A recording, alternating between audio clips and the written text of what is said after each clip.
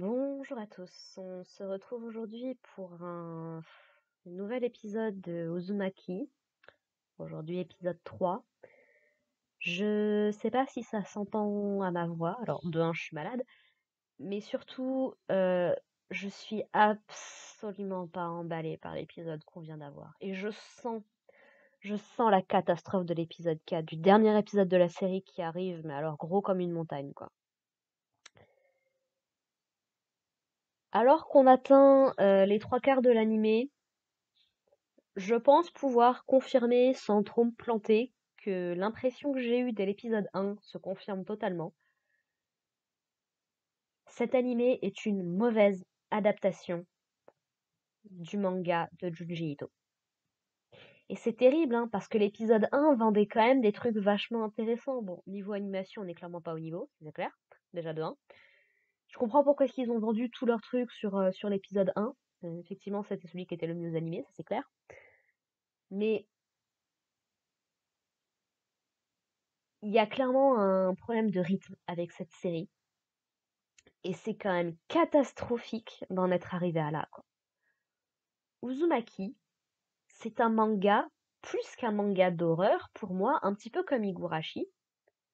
Ça se concentre beaucoup plus sur l'ambiance malsaine, l'ambiance étrange qu'il y a dans la ville, plus que sur vraiment l'horreur gore directe et frontale.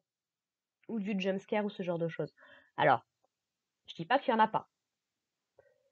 Mais c'est pas le centre du récit pour moi. C'est un petit peu comme Curse Party aussi, qui pareil, il y a eu une adaptation en 4 OAV catastrophique tout autant. Vraiment, si vous avez vu Curse Party passer il y a une dizaine d'années ou autre, franchement, jouer aux jeux vidéo, regarder quelqu'un faire un let's play, parce que c'est une catastrophe. Mais ouais, Uzumaki, je sais pas pourquoi, quelle est l'abruti responsable de cette décision, mais ils essayent d'adapter beaucoup trop de trucs en un seul épisode. Donc déjà, alors est-ce qu'ils loupent des histoires? Je connais pas le manga suffisamment bien pour en être sûr, mais ils adaptent les trucs beaucoup trop vite. Il n'y a pas de montée en tension, il n'y a pas ce côté malaisant que tu ressens pendant tout le manga.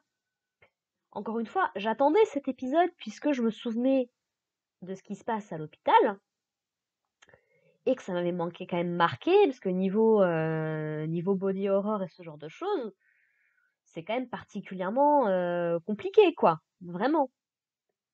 Euh, Ça me donne un petit peu, si vous avez vu la saison 2 de Made in Abyss, ça me donne un petit peu le même malaise, la même nausée que quand la saison 2 est arrivée. Sachant que la saison 2 de Made in Abyss, j'avais déjà les tripes qui se tordaient dans tous les sens dès l'épisode 1. Parce que comme j'avais déjà lu le manga, je savais ce qui allait arriver dans cette saison. Et comme ils avaient fait le choix de mettre le flashback en début, ça tout m'était remonté, j'étais pas bien, quoi, vraiment. Si vous avez vu la saison de Made in Abyss, vous savez quel est le grand twist de la saison. Mais ouais, non, là, franchement, ce n'est pas du tout au niveau du travail de Junji Ito. Et c'est quand même dingue que de toutes les adaptations de Junji Ito qu'il y a eu, j'ai vu que celle-là d'Uzumaki, mais apparemment, à chaque fois, c'est une catastrophe. C'est quand même terrible parce que, bon, moi, lire des mangas, c'est dans mon éducation. J'ai grandi à la fois avec des mangas et des animés. Donc, lire sur papier, surtout que j'étais une grosse lectrice, même de romans quand j'étais plus jeune, donc ça me dérange pas. Mais je peux comprendre que ce soit pas le style de d'autres personnes. Je peux comprendre qu'on préfère avoir du son, avoir des images qui bougent, avoir de la couleur, plein de trucs. C'est parfaitement entendable. Le problème, c'est que comme il y a beaucoup de mangas qui sont pas adaptés ou qui sont mal adaptés, à tout hasard, The Promised Neverland, encore des trucs d'horreur, c'est quand même dingue ça. Le Japon arrive quand même à faire des trucs fantastiques en termes d'horreur, mais très souvent, les adaptations ne sont pas au niveau. C'est quand même dingue, quoi. C'est comme ça me fait penser à Ring et Ju-On, The Grudge. Les adaptations américaines ne sont pas du tout au niveau. Je comprends pas. Franchement, je ne comprends pas. Mais du coup, bah là, dans cet épisode-là, en fait, il y a Kyrie qui se réveille à l'hôpital, mais sans qu'on sache trop pourquoi, ni comment, de qu'est-ce que, pourquoi. Alors que dans le manga, tu comprends que c'est suite à l'événement qui s'est passé dans le phare, qu'elle a été transportée à l'hôpital et qu'il faut qu'elle y reste un petit moment. Et du coup, on va adapter un petit peu pêle-mêle tout un tas d'histoires qui se passent principalement dans l'hôpital, mais pas que. C'est vraiment niveau rythme, on doit être à 5 ou 6 histoires adaptées, enfin, c'est une catastrophe. Donc, en première partie, donc il y a toute une histoire autour de moustiques qui ont l'air de piquer beaucoup les femmes enceintes. Et en gros, les femmes enceintes se retrouvent à utiliser des espèces de perceuses, je sais pas très bien ce que c'est, pour sucer le sang des gens qu'il y a dans l'hôpital. Voilà, pour nourrir leurs bébés qui grandissent dans leur ventre et qui elles se transforment en fait de plus en plus en espèce de moustiques hybrides bizarres. Il y a la cousine de Kyrie qu'on n'a jamais vue avant, qu'on reverra pas après, qui a pas particulièrement d'importance dans le truc en vrai. Ça pourrait être n'importe qui d'autre, quoi. Donc voilà, le Kyrie s'intéresse un petit peu à elle, mais sans plus, quoi. Et voilà, il y a des moustiques qui tournent dans le coin, on entend les bruits, machin, bon, ok. Et en gros, Kyrie arrive à s'en tirer parce qu'elle avait une bombe anti-moustique amenée par Suichi, mais on ne sait pas trop comment, se retrouve au pied de son lit quand elle se fait attaquer. Donc elle arrive à s'en sortir puisque les trucs anti-moustiques contre des femmes enceintes à moitié moustiques, bon voilà, ok. Très bien. Suite à ça, bon, il va y avoir plein de bébés qui vont naître de ces femmes enceintes. Bien évidemment, personne n'écoute Kyrie quand elle leur raconte ce qu'elle a vécu. Pourquoi pas? Ça, à la rigueur, ce côté-là me dérange pas en soi, parce que je me dis, c'est l'hypnose de la spirale du phénomène qui est en train de se propager dans la ville. Dans le manga, en tout cas, ça te paraît pas déconnant qu'ils soient tous un petit peu sous hypnose. Là, dans l'animé, c'est vraiment, tu te dis, mais pourquoi vous vous barrez pas, les mecs, quoi? Surtout qu'ils se rendent compte bien qu'il y a quelque chose de bizarre, mais non. Ok. Donc du coup, on a les bébés qui sont nés de ces femmes enceintes-là, qui sont dans le manga, ils sont décrits comme très très beaux, ils sont décrits comme parlants, notamment, on les entend parler dans cet épisode-là. Et en fait, on va découvrir que leur placenta, en fait, ou en tout cas ce qui est résultant de leur cordon ombilical, même une fois coupé, ça crée des espèces de champignons avec des motifs de spirale que en fait les médecins donnent à manger aux patients de l'hôpital.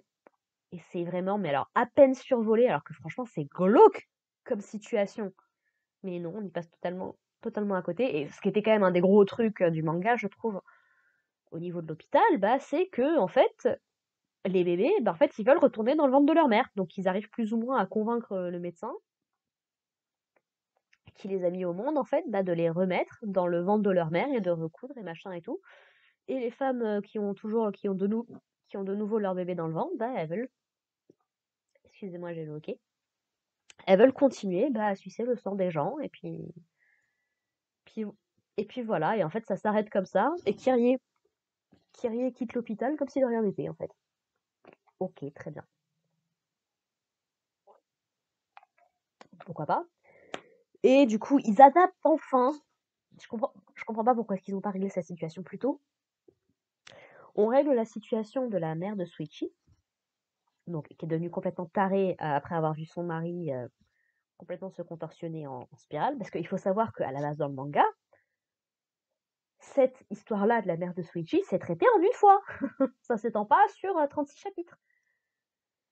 Et donc, qu'est-ce qui va arriver à la fin à cette pauvre femme? Et encore une fois, même au niveau de l'adaptation, c'est catastrophique. C'est qu'en fait, elle va se rendre compte qu'au niveau en fait de notre physionomie d'humain, au niveau de nos oreilles, en fait, on a la cochlée, qui est un truc qui nous permet d'entendre, ça joue un rôle là-dedans. En fait, c'est en forme de spirale. Et en fait, elle va avoir une affiche qui montre ça, et elle va avoir des hallucinations de son mari qui lui explique tout ça. Elle a même à un moment un scolopendre qui essaie de lui rentrer dans l'oreille. C'est une horreur, ça fait partie des trucs que j'ai toujours. Enfin, je sais pas, personnellement, moi, ça me fait partie des grosses peurs que j'ai toujours eues, c'est pendant la nuit d'avoir des bestioles quelconques qui me rentrent soit par la bouche, soit par les oreilles, quoi. Et là, ça passe vraiment en 5 secondes et basta, quoi. C'est non. Et du coup, elle va se rendre compte qu'elle a une spirale dans la tête. Qu'est-ce qu'elle va faire? Elle va prendre la paire de ciseaux avec laquelle elle s'est coupé les doigts. Et pouf, elle va se l'enfoncer dans le crâne. Ce qu'on ne voit même pas, d'ailleurs. Au niveau du gore, et franchement, ça s'est atténué, mais de façon spectaculaire, quoi. Je dirais épisode 1, Azami encore, c'est pas ce qui m'aura le plus choqué, peut-être parce que c'est l'image de promotion de Uzumaki que tout le monde utilise. Mais quand j'avais lu le manga, première histoire, premier chapitre, le père de Suichi qui se transforme en spirale, machin et tout, ça m'avait choqué. Là, au niveau du gore, franchement, c'est même plus, ils font même plus d'efforts, quoi. Et donc, elle va se percer ça, sauf que ce qu'elle savait pas, ce que nous, on nous explique dans le manga, qui est même pas, qui est à peine évoqué dans l'épisode, encore une fois, c'est que, bah, la cochlée et l'oreille, notamment l'oreille interne, c'est ce qui nous donne notre sens de l'équilibre, en fait. Donc, vu qu'elle s'est percée le tympan, globalement, ben, en fait, elle a plus aucun sens de l'équilibre. Donc, même en étant allongée dans son lit, tout tourne, en fait, pour elle. Donc, c'est encore pire qu'avant. C'est horrible comme situation pour cette pauvre femme. Mais c'est à peine appuyé, c'est à peine mentionné. Franchement, c'est une honte. Vraiment. On n'est pas, pour moi, au niveau de trahison dans The Promised Neverland, parce que c'est des problématiques très différentes. Mais franchement, c'est une honte par rapport au manga d'origine, hein. C'est une honte, vraiment. C'est catastrophique. Donc voilà, la partie de l'hôpital est terminée. Et en fait, bon, ils vont adapter d'autres histoires. Là encore une fois, c'est survolé, mais au possible. En gros, il y a le père de Kyrie, cette fois, qui est en train de commencer à faire des poteries un petit peu cheloues, toutes biscornues, toutes machin et tout. Dans le manga, justement, il y a toute une partie où il essaye d'aller vendre ses œuvres à l'extérieur, machin et tout. Ça attire, c'est bizarre, il se passe des trucs. Là, c'est à peine survolé. En fait, ce qu'il faut comprendre, c'est que donc on se souvient que suite à la crémation, ça se transforme en spirale et que les spirales tombent dans le lac des libellules.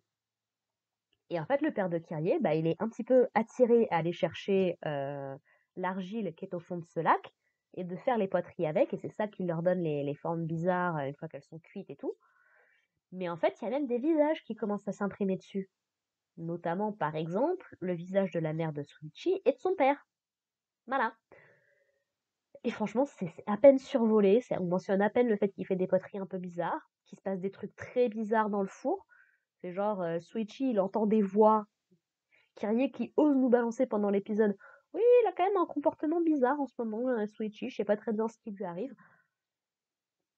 Ça passe absolument pas dans l'épisode après ce qui lui est arrivé, quoi. Franchement, c'est catastrophique. Et en gros, bah, ce qu'on voyait dans le manga, c'est qu'en fait, bah, tu comprends plus ou moins, après au niveau de l'interprétation, chacun est juge, mais moi ce que j'avais plus ou moins compris, c'est qu'en fait c'est plus ou moins les âmes des personnes qui ont été crémées, qui ont été brûlées en fait pendant la cérémonie de deuil, de leur âme en fait est plus ou moins partie là-dedans, et en fait le père de Suichi, dans les transformant en poterie, en les passant dans le four, il les torture complètement en fait. Et en fait, bah là, t'as Suichi qui pète soudainement un plomb, tu sais pas exactement très bien pourquoi. Il balance une brique dans le four, ça le pète, ça fout le feu partout. Et bah ça, on passe à autre chose, quoi. C'est non, non, ça ne marche absolument pas. Niveau, mais que ce soit niveau horreur, j'étais vraiment blasée pendant l'épisode, hein. Ça va que je suis pas forcément dans l'ambiance là pour regarder l'épisode de Fortnite of the Apocalypse ou de Fairy Tail La Quête de 100 ans, parce que c'est dur, hein, franchement, c'est dur, hein. J'ai quand même regardé le dernier épisode pour voir jusqu'au bout, jusqu'à quel point ils ont démerdé, quoi, mais franchement, si vous n'avez pas encore regardé Uzumaki, je vous conseille pas, hein. Lisez le manga, vraiment. Ça vous prendra pas tant de temps que ça. Et c'est l'adaptation est catastrophique, hein. Je dis beaucoup catastrophique dans cette review.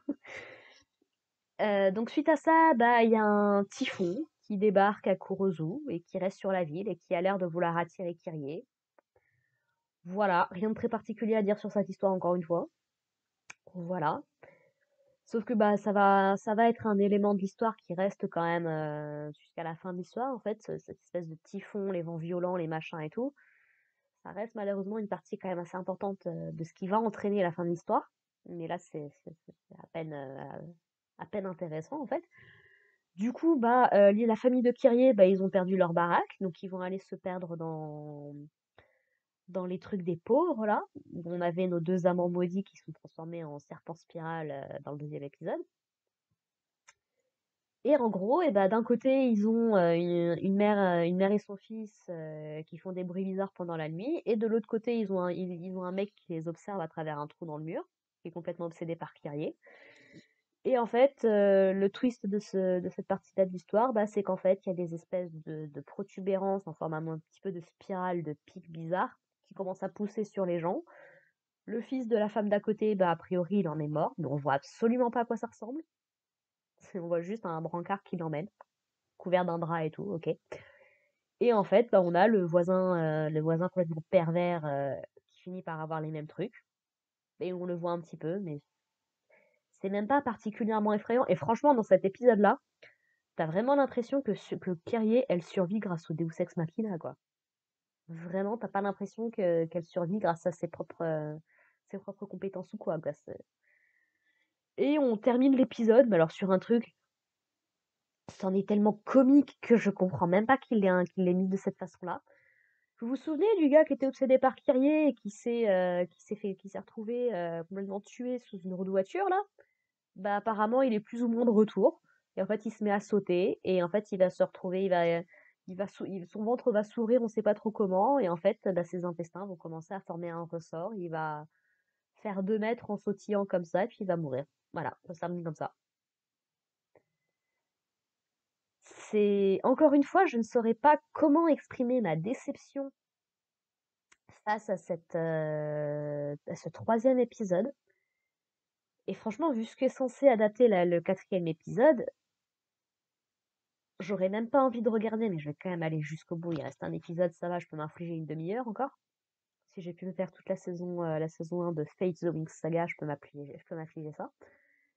Mais ouais, non, c'est ni fait ni à faire, quoi.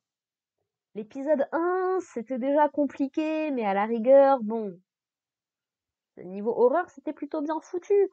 Mais le reste, ça va de pire en pire, hein. Je sais même pas comment est-ce qu'ils vont réussir à donner vie à la vision de cauchemar de Junji Ito pour la fin du manga, hein. Là, honnêtement, j'ai pas particulièrement hâte d'être à la semaine prochaine, hein, vraiment pas. Donc voilà. Nous, on va quand même se retrouver la semaine prochaine pour en parler, mais je pense que niveau bilan, ça va être salé, ça va être amer, ça va être négatif, quoi, vraiment. Même s'ils arrivent à faire un épisode parfait la semaine prochaine, ce qu'ils n'arriveront pas à faire vu le rythme qu'ils ont, vu la décision d'adaptation qu'ils ont pris, ça sauvera pas les deux épisodes médiocres du milieu, hein, vraiment pas. Donc bon. Sur ce, bah écoutez, en attendant, portez-vous bien les gens, et puis bah on se retrouve la semaine prochaine. Allez, portez-vous bien. Bye.